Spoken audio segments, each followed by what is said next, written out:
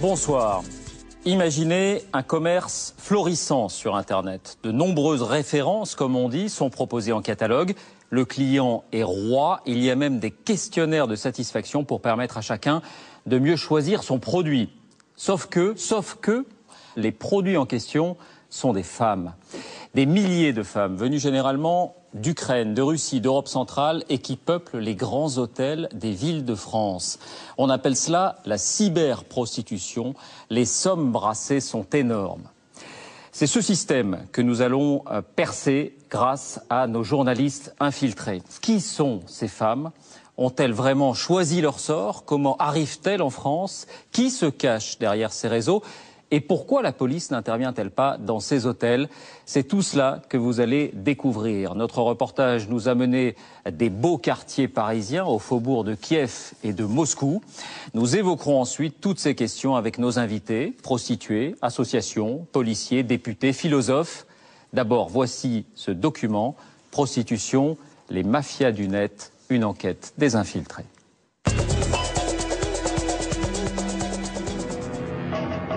La prostitution, troisième trafic mondial après la drogue et les armes. En 2009, selon un rapport des Nations Unies, 20 millions de personnes seraient exploitées pour le commerce de leur corps. Des corps vendus ou loués chaque semaine par des proxénètes, installés entre autres dans les pays de l'Est. Pour nous, ce qui est important, c'est d'avoir des documents en règle. C'est d'être en sécurité, c'est-à-dire qu'on puisse revenir sain et sauve. Et qu'on passe un séjour agréable sur place. Et que nos clients soient normaux. Pendant plusieurs mois, notre journaliste a enquêté sur l'une de ces filières pour découvrir les méthodes et l'organisation de ces réseaux criminels.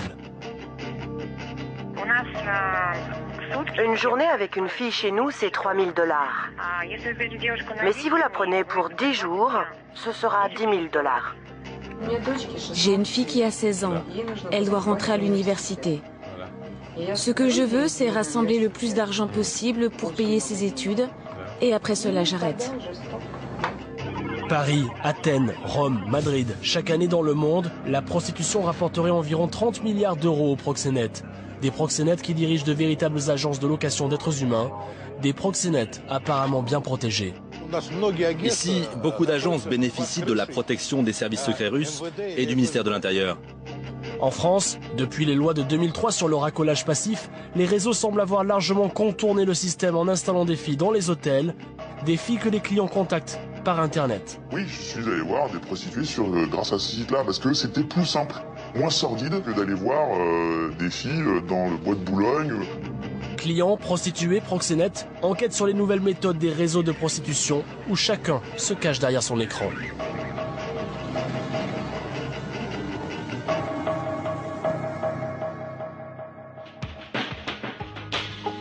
L'enquête démarre au printemps dernier à Paris. En quelques clics sur Internet, via les moteurs de recherche, je tombe sur de nombreuses annonces d'escort girl. En accès libre, je découvre de véritables portails Internet où sont référencées plusieurs centaines de prostituées présentes en ce moment dans la capitale. La plupart d'entre elles apparemment voyagent beaucoup. Rome, Berlin, Athènes, Paris. De capitale en capitale, ces filles disent effectuer des tournées. À Paris, ce jour-là, il y en avait 174. Sur ce site, les clients peuvent faire leur choix, photos à l'appui. Très vite, je découvre que ces filles travaillent pour des compagnies bien précises, souvent basées en Russie. Des agences qui permettent même aux clients à l'avance de réserver en ligne. Le prix de la prestation y est clairement indiqué. Pour prendre rendez-vous avec ces escortes, il est possible de le faire par SMS. Mais c'est sur un téléphone russe qu'il faut les contacter. Qui dirige ces agences d'escorte? Comment s'organise ce que l'on appelle des sextours? Pour tenter de le découvrir, je décide de rencontrer l'une d'entre elles, se prénommant Irina, en envoyant un SMS de réservation. À peine 2 minutes plus tard, je reçois à mon tour un message. Irina, 15 h, pendant 1 heure, 250 €. L'agence m'indique l'adresse précise d'un établissement hôtelier situé dans le 15e arrondissement de Paris. Une fois arrivé dans le hall de cet hôtel de luxe, un message s'affiche à nouveau sur mon portable. Bonjour, Irina vous attend dans la chambre 113. Amusez-vous bien. Chambre 113 au premier étage. En me dirigeant vers les ascenseurs, j'essaie de voir si quelques souteneurs ou intermédiaires surveillent les alentours. Je ne vois personne. Derrière la porte de la chambre, une jeune femme d'une trentaine d'années. À peine rentrée dans la chambre, Irina envoie tout de suite un SMS au proxénète qui l'emploie pour lui confirmer mon arrivée. Une seconde, je leur écris. Même à plus de 3000 km de distance, la société semble garder un œil vigilant sur les affaires. C'est la première fois à Paris? Non. Non? Plusieurs fois? À Paris, c'est la 4e fois. Vous avez déjà été dans d'autres villes ou d'autres pays? Oui, j'ai été dans une autre ville aussi. En Italie, j'ai été à Milan. Puis je suis arrivée ici. Ah, c'est comme une tournée alors. Je suis allée à Nice et à Rome aussi.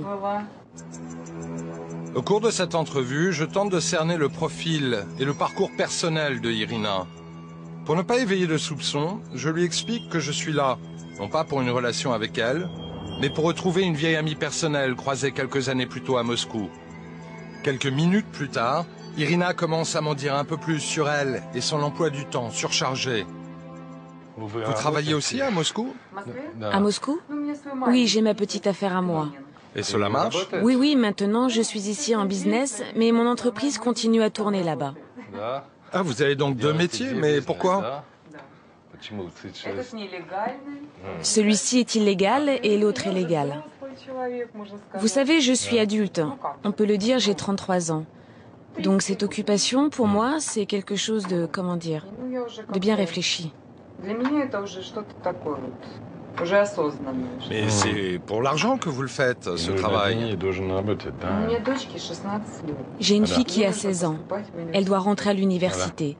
Ce que je veux, c'est rassembler le plus d'argent possible pour payer ses études, et après cela, j'arrête. Pour ne pas attirer davantage son attention, en posant trop de questions, après 20 minutes de conversation, je dis au revoir à Irina. À peine sorti, mon téléphone vibre. Visiblement prévenu de mon départ, l'agence me sollicite à nouveau par SMS. Nous espérons que vous avez passé un bon moment. Si vous avez quelques minutes, n'hésitez pas à publier vos commentaires sur nos sites internet. Cela aiderait notre escouade également. Merci d'avance. Stupéfiant, l'agence me demande de remplir un questionnaire de satisfaction, publié ensuite sur le site où sont référencées ces prostituées. Il existe même une rubrique dédiée aux punteurs. Les punteurs, ce sont ces dizaines de clients habituels qui signent des évaluations d'une redoutable précision. Chaque prestation y est commentée dans les moindres détails. En véritable service après-vente, ce forum permet de signaler les fausses photos de prostituées et de débattre de certaines évaluations jugées trop complaisantes. Au cours de cette enquête, un seul de ses clients réguliers a accepté de me rencontrer. Nous l'appellerons Grégoire. Ces dernières années, ce Parisien d'une trentaine d'années s'est rendu régulièrement dans ces hôtels. Grégoire l'affirme, c'est ce système discret de réservation par Internet qui l'aurait incité un jour à franchir le pas. Oui, je suis allé voir des prostituées grâce à ce site-là, parce que c'était plus simple. Quelque part, c'était plus facile que, moins sordide, plus facile que d'aller voir des filles dans le bois de Boulogne. Là, quelque part, il y a un côté où c'est propre. Quand on téléphone et qu'on s'aperçoit en plus que c'est dans des hôtels de luxe, il y a un côté un peu classe. C'est pas sordide et c'est discret. Oui, il y a certaines semaines, quand j'ai gagné un peu plus d'argent que d'autres, quand j'ai eu une prime où j'ai consommé plus que d'habitude, quoi. Grégoire dit s'être rendu une trentaine de fois en 2 ans dans ces hôtels pour y rencontrer ces filles souvent venues de l'Est. Des filles qu'il choisissait en fonction des commentaires rédigés par les autres. Si une fille m'attire, je vais effectivement aller vers une fille qui a plus une évaluation qu'une autre. Déjà, ça veut dire qu'il y a des gens qui l'ont testé, ça veut dire que c'est quelqu'un qui existe. On peut se dire, est-ce que les photos sont truquées ou pas truquées? Ils vont plus ou moins raconter si c'est vrai ou pas. Voilà, et puis après, dans ce qu'ils décrivent, ça peut correspondre à certains de mes fantasmes aussi. Ouais, on vit ces fantasmes, on va au bout d'un truc qui est à l'intérieur. jusqu'à en être écœuré. Le phénomène est nouveau. Dans le monde de la prostitution, le client était jusque-là celui qu'on ne voyait jamais. En leur donnant la parole, les réseaux qui exploitent ces femmes ont à coup sûr voulu installer durablement leur commerce. Un commerce lucratif. Selon mes informations, chaque prostituée, avec une moyenne de 5 clients par jour, rapporterait à son agence plus de 10 000 euros par mois. La fille, elle, toucherait personnellement entre 6 et 8 000 euros. Pour comprendre comment et par qui ces filles ont été recrutées, je retourne dans les étages de ces grands hôtels. C'est dans l'une de ces chambres que je vais en apprendre un peu plus, en rencontrant Olga, originaire d'Ukraine. Vous avez un message? Oui, c'est mon bureau. Je leur ai envoyé un message pour leur dire que vous étiez arrivé. Auprès de Olga, comme avec les autres, pour nouer le contact, je dis toujours être à la recherche d'informations sur une amie qui ferait sans doute le même travail. Et pour pouvoir discuter avec elle, il me sera toujours demandé de payer. Oui, je travaillais en Ukraine. Je travaillais en tant que traductrice, anglais, ukrainien, russe. Mais après la crise, toute l'économie s'est effondrée. C'est pour ça que vous devez voyager? Oui. Ah d'accord. Mais est-ce que ça vaut vraiment le coup? Pourquoi avez-vous décidé de le faire? Tout simplement parce que je n'arrivais plus à joindre les deux bouts. Écoutez, j'ai essayé de travailler en Ukraine, mais je n'ai pas réussi. J'ai essayé plusieurs emplois, une fois en tant que manager dans une société, puis dans une deuxième société. J'ai aussi cumulé 2 emplois en même temps, ensuite dans une 3e société, mais cela n'a jamais marché. Olga m'explique plus tard que c'est l'agence qui s'est occupée de toutes les formalités pour obtenir le précieux sésame, le visa pour l'Europe. Oui, je suis passée par Athènes, car j'ai pu obtenir un visa Schengen grec, qui m'obligeait donc à transiter par la Grèce pour venir ici. Mais pourquoi? C'est comme ça que ça marche pour les Ukrainiens. Pourquoi c'est difficile? Tout le monde ne peut pas avoir un visa Schengen. Mais qu'est-ce qu'ils vous disent? Je devais moi-même présenter des documents. Je devais surtout leur prouver que je ne venais pas en tant que touriste pour essayer de m'installer de manière illégale en Europe. Mais l'agence ne vous aide pas pour cela? Si, ils m'ont aidé. Je leur ai donné tous mes documents. Mais j'ai quand même dû aller au consulat. Mais seulement une fois. Eux, ils s'étaient occupés de tout le reste. Ils avaient fait les réservations d'hôtel, ils avaient acheté le billet d'avion. J'ai juste eu à me présenter au consulat et leur dire que j'avais bien un travail et que je comptais revenir vivre en Ukraine.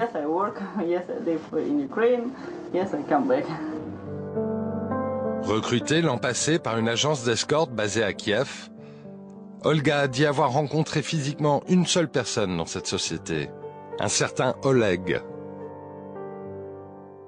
Mais est-ce que tu as rencontré ces personnes? Non, tout est sur Internet. Mais une fois, j'ai rencontré Oleg. En vrai. Un mec normal, un peu malpoli. Mais comment as-tu trouvé ce travail et comment tu les as contactés? J'ai trouvé une annonce sur Internet. C'était une publicité pour ce travail. Au départ, je pensais que cela ne devait être que de l'accompagnement en fait. Ah oui, vous ne pensiez pas devoir aller plus loin? J'ai compris, mais je croyais au départ qu'il ne fallait faire que de l'accompagnement, car ils cherchaient des candidates avec beaucoup de diplômes, qui parlent plusieurs langues. Des personnes bien éduquées, quoi. Donc, je n'imaginais pas qu'il fallait rester à l'intérieur d'une chambre d'hôtel toute la journée. Des journées entières à rester cloîtrées dans l'hôtel. Parfois, pour plus de rentabilité, les agences vont même jusqu'à loger 2 prostituées par chambre.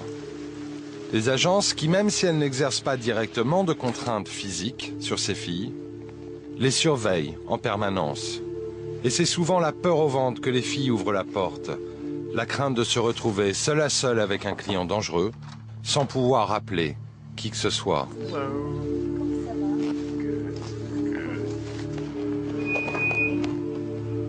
Ils veulent savoir si tu es bien arrivé.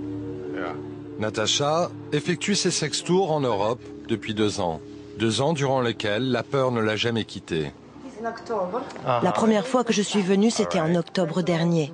Après, j'ai réfléchi, beaucoup réfléchi. Je me suis demandé si je devais revenir ici à Paris, parce que c'est très dangereux. Pourquoi? Vous savez, vous, par exemple, vous venez dans la chambre, c'est la première fois que je vous vois. Mais parfois, il y a des hommes qui... Ah, ils vous frappent? Oui, il faut toujours faire très attention. Une de mes amies qui est dans l'hôtel m'appelle tout le temps pour savoir si tout va bien. Et je la rassure.